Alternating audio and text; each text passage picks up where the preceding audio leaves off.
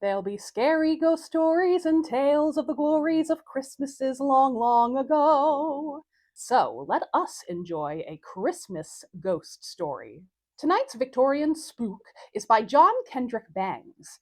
In 1891, he asked the question, how far would you go to evict the world's most annoying specter? This is The Water Ghost of Harrowby Hall. Fucked up fairy tales with Liz. Harrowby Hall was haunted, and while its ghost only visited for 1 hour once a year, it was a positively infuriating, life-altering 60 minutes. The ghost arrived each Christmas at midnight, rising up from one of the guest bedroom floors.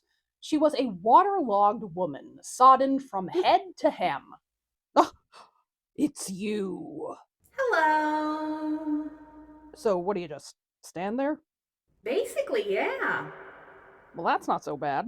Give it time. She may not have been the most energetic ghost, but the specter's dampness seeped from her person to her surroundings. By the end of the hour, the entire room was soaked, including whichever unlucky guest got the bedroom that night. The owners attempted all sorts of creative methods of getting rid of the soggy spirit. First, they tried to stop up the floor, because that was her mode of entry. They caulked up every crack, waterproofed the floorboards, as well as the windows and walls. But come December 24th, Hello again. Merry Christmas. it's you! It's the wet ghost! Shh. Calm down, calm down. It's just a little water. Ew! Ew! What are you brushing my face with?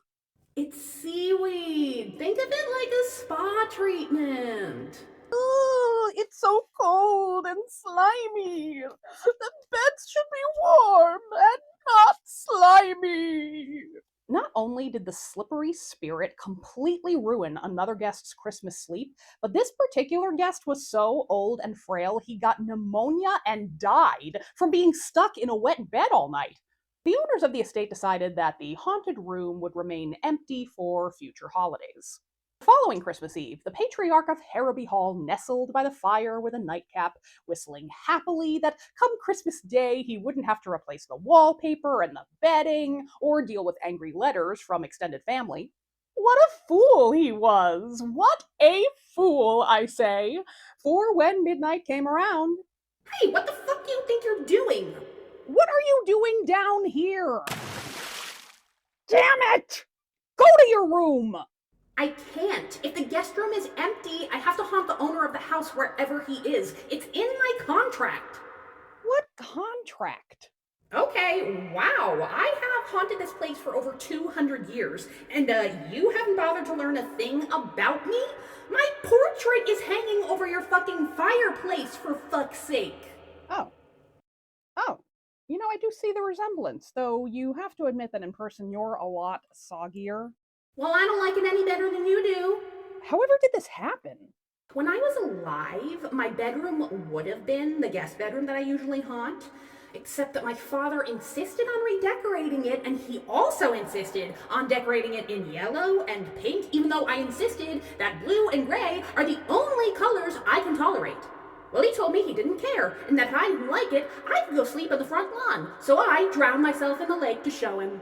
Not to be insensitive, but you drowned yourself over an interior design dispute? Well, I certainly wouldn't have done it if I had known I'd be cursed to haunt that ugly bedroom for all eternity. I can't deal with this any longer. I'm going to put this place on the market on day 1 of the new year. No, if you do that, then I have to appear to the new owners on the day of the closing so that they know the situation. Again, it is in the contract. Oh, wait. What if I redecorate the guest room in the way that you'd prefer? Oh, that would be lovely. I do not think it would change the situation, though. Too little, too late, you know? So we're stuck with each other, is what you're saying. I'm afraid so. Joke's on the ghost, cause that patriarch died before they could meet again, once again from overexposure. Ownership passed to his son, but that guy had no interest in taking on that responsibility, so he stayed at his flat in London. That Christmas Eve, the ghost followed him there, and the flooding resulted in the man's eviction. Now, the haunt not only affected the guy's living space, but his social life. Once his family and friends learned that he was tethered to the spooky typhoon every holiday, he was banned not only from Christmas celebrations, but any gatherings that went past 8 p.m. They were all being extra careful in case the ghost decided to show up early on some random night of the year. Now he couldn't even get a date because no one wanted to be the head of a household that required remodeling every year. So the young man brainstormed a way to get his life back, but finding a solution was difficult. Okay, I tried making a servant reside in the guest room, but now they all hate me. I tried bribing poor people, but it turns out they also like to be treated with respect. Huh, who'd have thought? I tried steaming her out, but that was just hot and annoying. She can't be evaporated by fire or otherwise. Huh. Maybe heat isn't the answer. Maybe I need to go in the other extreme. The guy bundled up for what would be his final Christmas Eve rendezvous with the waterlogged ghost of Harrowby Hall. Merry Christmas, blah, blah, blah. Hello there. What's with the Arctic getup? Just feeling a little chilly tonight. You know it's below zero outside, right? Yes, I'm aware. But what of it? Why don't we take a walk? I don't want to do that. But if I take a walk, you have to come with me, right? Yes, that's right. Great, we'll go out to the lake. You can't get rid of me that way. You won't swallow me up. You'll only get me more wet. That's what she said. Besides, the lake is frozen solid. Wait. I think you should reconsider. You are living. You'll be frostbit out there. I'm more bundled up than Admiral Perry. Now, let's move. The man led the ghost outside. The cold quickly began to harden the spirit, creeping up from her feet. Slow down. My legs are hardening and I can't keep up. We can take a rest right here on this snowdrift if you like. I would rather go back inside. Aw, that's not gonna happen. Please, sir, I am becoming more slush than specter. Good. You have been drenching my family for 2 centuries. I can't get laid because of your moist monkey business. Well, it's no good deep freezing me. When I thaw, I'll simply douse you with ice water. Oh, no worries. You won't be thawing out anytime soon. I bought a cold storage unit to put you in. That's no guarantee. Warehouses burn down. Oh, not this one. It's made of asbestos. We're in the era of zero regulation, baby. No, please. No. I beg of you.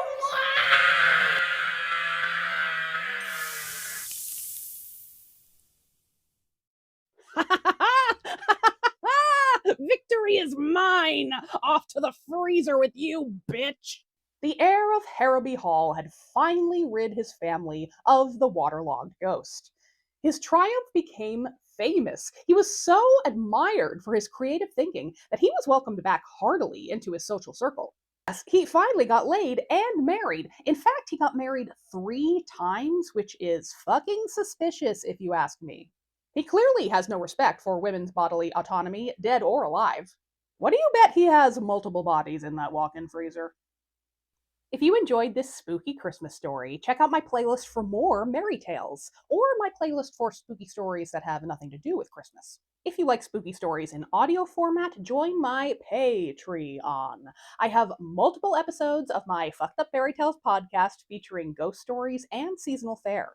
Oh yeah, I also wrote a book, and next year it's going to be published with W.W. Norton in fall 2025, and that book can be yours. And if you join that Patreon, you can just join the free tier. You will get the first news for pre-ordering and that sort of thing, because these apps are not very reliable for self-promotion for outside projects, and TikTok might not even be here next year, so please follow me wherever you can. Follow me. Thank you for watching. I'll see you for the next Fucked Up Merry Tale.